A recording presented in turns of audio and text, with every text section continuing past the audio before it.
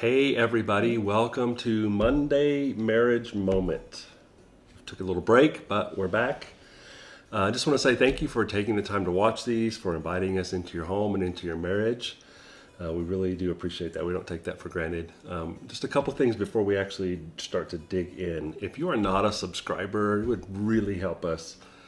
Just if you would subscribe. About half of you watching this are not, and believe it or not, that really does help. It's kind of crazy, but it does. And then the second thing is, in the 2 or so years we've been doing these, this is a subject today we've not ever talked about. Might be a little difficult, but we would love to hear your thoughts. So when this is over, if you would just take the time to put a comment on here just about what you think or what you struggle with or some victories you've had, it really does help other people when you comment. So we appreciate that. And the third thing is, it's December 5th and it's like 80 degrees outside, and there's going to be a fly or 12 that will land on the camera or on my face or somewhere in this video, and we're not going to stop it. No. We're just going to pretend it's not happening.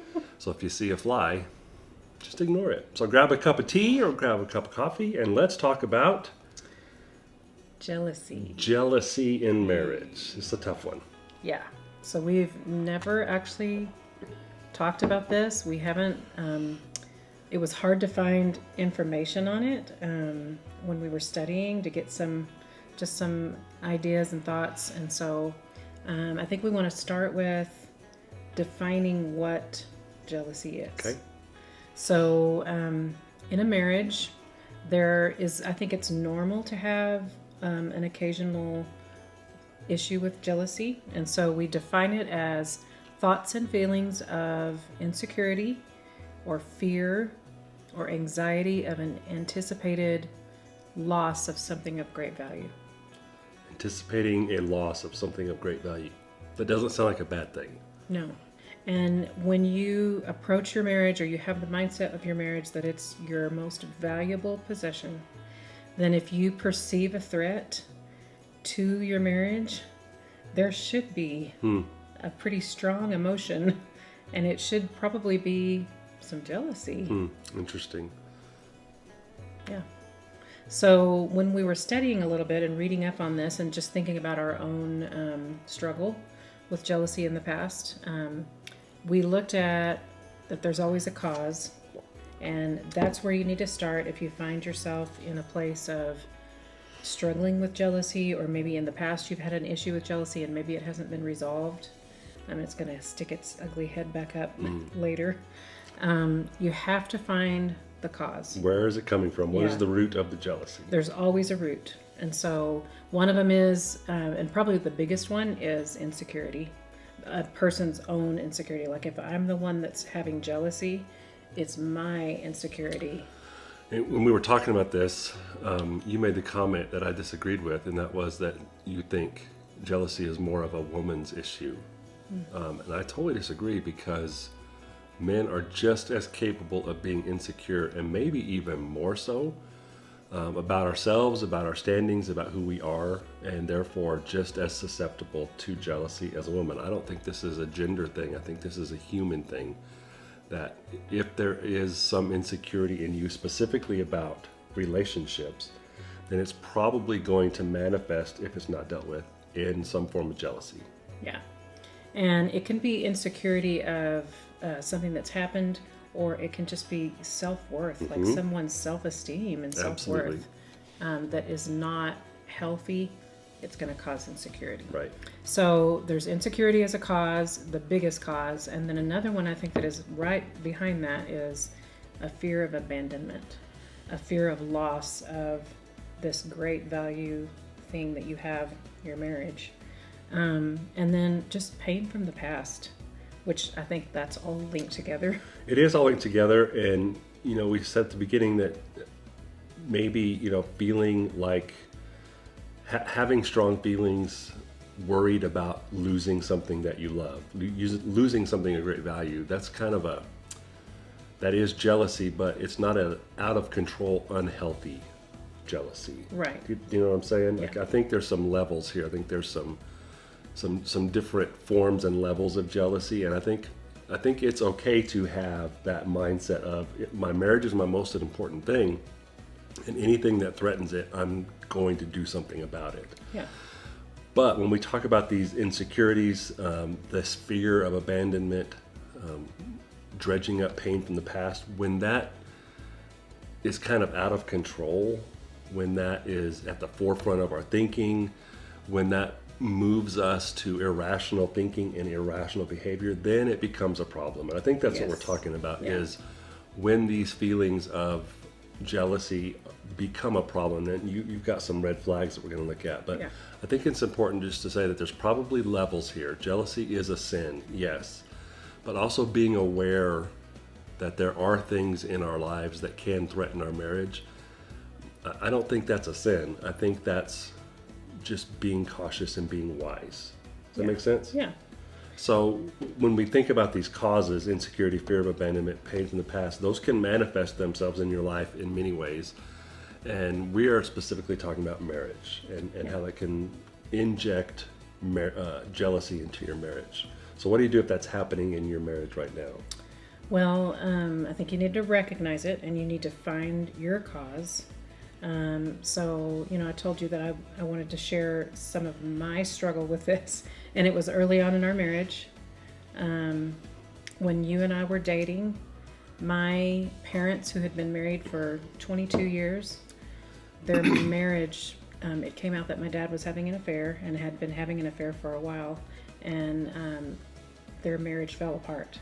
And so when he left our family, he left. Like, we didn't know where he was. Disappeared. Living. Yeah, it was a very deep abandonment feeling for me, because I had been close with my dad, and he had been a wonderful person in my life, and he kind of became a different person when all this happened. And leading up to that, there were no signs. No. We had no idea what your dad was up to. And then just like almost literally overnight, boom, we find all this stuff out.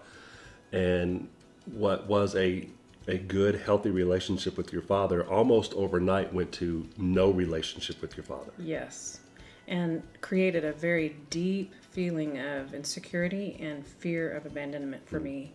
And that's how I entered the marriage Right. for us. And I think I kind of projected those feelings onto you when you had not done anything for me to even consider that I couldn't trust you or that you would abandon our marriage. But I still came into the marriage with those feelings. And so one of the tips that it gives when we're talking about jealousy is that you deal with it before it gets out of hand. So I remember being a young wife with these feelings of abandonment and that broken relationship with my dad, injecting that into our marriage, and it was causing some jealousy on my part. Like, I would perceive a threat that really wasn't a threat. And I was just so fearful that our marriage was going to end because I could not imagine that my dad would do what he did. He was the last person on earth I would think would do that. And so it created this mistrust for me in you, which was unfair. And I remember I had to deal with it. I had to deal with it myself. Like, you couldn't do that for me. I had to do it. I think that's the tricky thing with jealousy is if you don't do some self discovery, if I'm jealous, I assume it's because you're doing something. Right. When really the source of my jealousy is probably something else, and I'm misreading or misunderstanding a situation, and it's manifesting itself as this jealousy.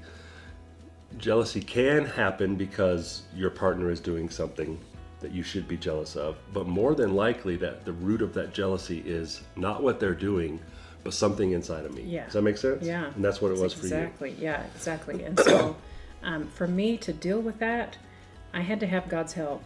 And I think God just gave me such a gift. I was reading in a Bible study or maybe doing my Bible reading and came across the verse in Hebrews that said that God will never leave you or abandon you. And it was like he just spoke that into my heart, and it completely healed those feelings that I had, even though that relationship with my dad was still broken and I still didn't know how that was going to end. God did that for me. And I remember asking God for help with that. And so when I was able to deal with that and get healthy myself and have my heart healed, then I was okay. I don't think I've struggled with jealousy since. Like, we're able to just talk about if I have feelings of any kind of threat that I see. This person, this thing, this activity Yeah. is a threat. We can just talk about it. And Right. I think because we've been married so long, we've been able to set boundaries that protects our relationship because we value it so deeply. Right. And I remember you had given me a little note, and I still have it I carry it with me in my purse always. And you talked about that you will always protect my heart. And it's because you knew that I struggled with that you knew what to say. That is so special to me. And so when I remember that and believe the best when something comes up, then I'm able to just take care of That's good. my jealousy. So there's some things you can do if this is a part of your life, jealousy. But before we get to some things to do to fix it or to get rid of it, let's talk about some red flags that maybe you've noticed but you can't really quantify. Here's some things happening. Oh, it's jealousy. What are some red flags that we can look for in our relationships that might be pointing to you're struggling with jealousy? You need to get to the root of it. What are some red flags? Yeah, so if you find that you're struggling with jealousy, I think when you realize you're being jealous and there really is no reason, like you're perceiving a threat, but there's not a threat. It can create kind of a sense of paranoia, like irrational fear based on nothing. Yeah, that's a red flag. Huge red flag. When there becomes extreme anger in the relationship, that is a red flag. When it's with jealousy. When it becomes a pattern of your behavior, it's not just happening once in a while or it's only once. It becomes a pattern. That's a red flag. And when you find yourself in a situation where one spouse is trying to control the other and checking all their messages, checking everything that's going on to an extreme amount, then that's another red flag. Yeah, and I see that one a lot, that you get this sense that something is off. And so one of the ways you kind of you think you can fix it is just to control everything. This is where you can go, this is who you can be with, this is how long you can be there, and this is when you'll be done, and this is when you'll be home. And in an irrational mindset, that makes sense, but looking at a distance from that behavior, it's very controlling. And anytime you're trying to control somebody other than yourself, there's something wrong with you. So you have to figure that out for whatever It's it is. not healthy. Right. And I remember, like, for my situation, we had already started having kids, and we were raising 3 girls, and then we had a son too. And maybe it's the teacher in me that sees this, but girls learn so much from their mom, and boys from their dad, but mostly I just thought about, it's not healthy for me to be feeling jealous and having these feelings like I'm feeling. And so I had to deal with it because I did not want my girls learning that, because I think jealousy may be a learned skill, a learned pattern. If you've grown, you maybe need to think back when you're trying to figure out what the root is. Maybe you grew up in a home where one of the parents had a problem with jealousy, and it was unhealthy, it was dysfunctional. It's just one of the things, one of those pieces of baggage that we all bring from our upbringing. Could be you've seen jealousy in your parents or the people that raised you, and so that could be what's informing your decisions and your thought patterns now. So there are some things you can do very practically to fight off jealousy being something that just wreaks havoc in your marriage. Let's talk about a couple of them.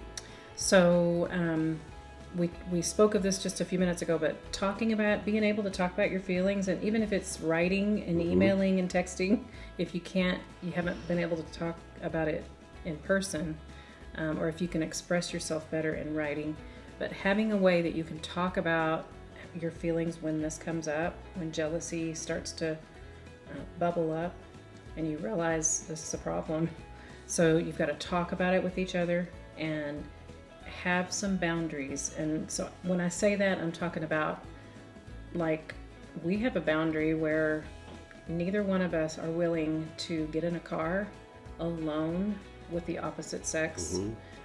Because of our marriage, because we protect our marriage. Right. That's one protection. I think that's an important thing to remember is you can control you. I can control me, you can control you. And one of the things I can do is not give you a reason Right. to be jealous. I can live my life at work and at home and when I'm alone and when I'm on the road. I can live my life in such a way, make commitments to some boundaries that won't cause you to even have a hint of there is a threat. Yeah. So part of dealing with jealousy is just to live a life so that your spouse doesn't have a reason to be jealous. Yeah. And that, just doing that is protecting your spouse's Yep. heart. It's protecting your relationship, but it's also protecting their heart. And I think that's our job. I think that's when our marriage is at its best and most healthy, when we're protecting each other's hearts. So talk about it, set some boundaries, don't give your spouse a reason. What else can you do? Well, here's a pro tip. Oh, pro tips. And this is mostly for men. I mean, Oh. it can go both ways, but this is something that you have done for me several times that it just puts me at ease, and it's a part of protecting my heart. But when there's something like this that comes up, and it's hard to talk about because I think jealousy makes us ugly. It's an ugly thing. It's an ugly emotion. Even though sometimes it is a healthy thing, it's ugly. I have always felt that way. And so when it comes up, it's hard to talk about. And I think when, especially men, the man in the marriage can reassure his wife of his love and his feelings and his support, and just listening to it and not blowing up or getting upset if it's feeling accusatory.